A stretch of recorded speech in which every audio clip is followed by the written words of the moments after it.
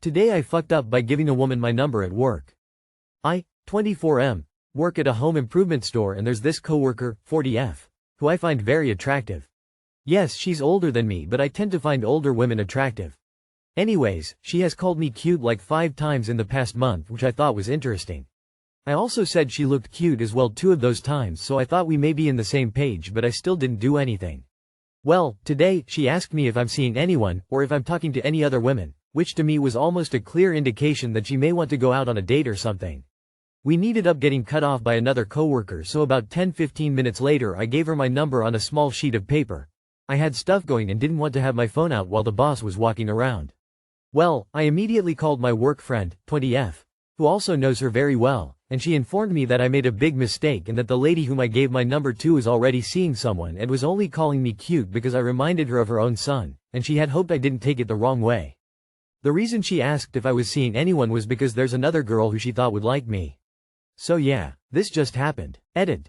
She told my other coworker friend that she thinks I'm really weird for that. Damn. Edit 2. I had wrote a note on the sheet of paper to the effect of, to the lady who's always cute, Sue, there's that. Too long did not read. Thought coworker was hitting on me, but it turns out there was missing context that I did not know of. Gave her my number, which was a mistake. You took your shot. Don't regret it. It's not a big deal. You miss 100% of the shots you don't take. No big deal, she isn't going to think too much about it. Maybe she'll pass it on. You probably made her whole week. Not much of a foo. Tell her to give the number to her friend. Problem solved. As a 40-something-year-old woman, if I think someone is cute because they remind me of my 24-year-old son, I'm saying exactly that. You're adorable. You remind me so much of my son. And if I ask if you're seeing or talking to anyone, I'm telling you why. Hey, are you seeing anyone? I know someone who I think would really like you. Would it be okay to give her, or him? No judgment here, open mouth smile, your number? Please don't feel bad for misinterpreting her intentions. Today I fucked up by accidentally sending my professor a breakup rant instead of my essay. So this literally just happened, and I'm praying for a meteor to take me out. I, 20F, had a big essay due for one of my classes today. I stayed up all night writing it because, of course, I procrastinated. I finished around 6 a.m., half dead, and emailed it to my professor before crashing. Except, I didn't send the essay. Instead, I accidentally attached a voice memo I recorded the night before when I was absolutely losing it over my boyfriend dumping me. Like, I was sobbing, yelling, he doesn't even deserve me, and talking about how I hope his next girlfriend hates his favorite band. It was 10 minutes of unfiltered chaos. I didn't realize what I did until my professor replied a few hours later with, I think you sent the wrong file. I died. I opened the email and saw the audio attachment. I couldn't even listen to it. I know exactly what's in it, and it's bad. To make it worse, my professor responded again and said, take your time and resend when you're ready. Like, she definitely listened to the whole thing. I'm debating dropping out of school and moving to another country at this point. My friends think it's hilarious, but I'll never recover from this. Too long did not read. Sent my professor a dramatic breakup rant instead of my essay, and now she probably thinks I need therapy. One day, you'll laugh about this.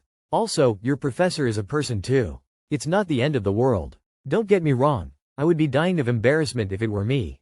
But this too shall pass. I was a professor for 35 years. We are remarkably resilient when it comes to student gaffes. Relax, resend, and get a good grade. Your professor's responses really make it clear that she does not hold your mistake against you. Go ahead and enjoy suffering the embarrassment as long as you wish, but don't do anything drastic. It's gonna be okay. Take your time and resend when you're ready. They probably didn't, but they probably listened to enough to realize that you're having a rough go of things right now. Some people are empathetic, and it sounds like your professor is one of them. Based on what you're saying, I'm sure she got the gist of what the file was after 2 seconds. Unless she says anything specific to your message, she almost certainly didn't listen to it. Also, fuck your ex. Don't know what they did, but if you needed to rant for 10 minutes, then fuck him. If I were a professor and this happened to me, I'd be understanding. Then poke fun at you the next time you emailed me a file. Something like, before I open this, you're sure it's the assignment? Today I fucked up by euthanizing my dog and not getting a second opinion.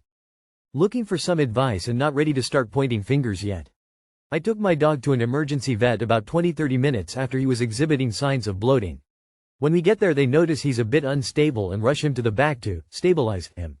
20 minutes later the vet comes out and tells me he's exhibiting signs of bloating and recommended I do a few different scans throughout his body so they can confirm and rush him to surgery. After asking some questions, I decided the other scans weren't immediately necessary and asked her to just do the scan on his belly to check if he's bloated and if it had already turned into GDV, which I guess means the stomach had already turned and he needs emergency surgery instead of decompression in an IV. The vet leaves again for another 20 minutes and comes back and confirms it's GDV and starts trying to show me a picture of the scan on her phone. She tells me he will die in 2-3 hours if he's not immediately cut open and has his stomach turned back to normal. She then proceeds to tell me that due to his age, 13, as a bigger dog who previously had surgery for something unrelated, there's a low chance of him surviving the surgery, and even if he does survive the surgery there's a higher chance he will die during recovery. She recommends I euthanize him and put him out of his misery. I could hear my dog from the waiting room still crying even though he was stabilized and under medication, sedation. I make the hard decision to put the absolute love of my life down and let him finally rest. He was also suffering from tumors and had a surgery Q2 of this year. His hips were also bad and he had another tumor that grew which I felt didn't show any signs of progressing, so it could have been benign. Edit. I did tell this vet I was willing to get the surgery for him and there was no one at this specialized hospital who could perform it. I was told I had to get all the scans at this current hospital before taking him to a further one, just seemed like a money grab. I was also told there was a chance he would die on the way to the other hospital.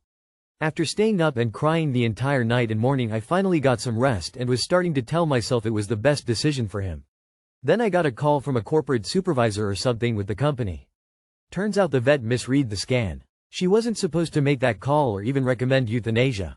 They have a policy in place where she should have asked a specialist to read the scan, and if there was no specialist she uploads it to the system and waits for one of their on-call specialists to send back their reading. We spoke for quite a while and she tried to convince me it was an honest mistake and that maybe the vet was tired. It was like 8-9 p.m. when I got there with my dog. I hang up and tell her I'll speak to her another day.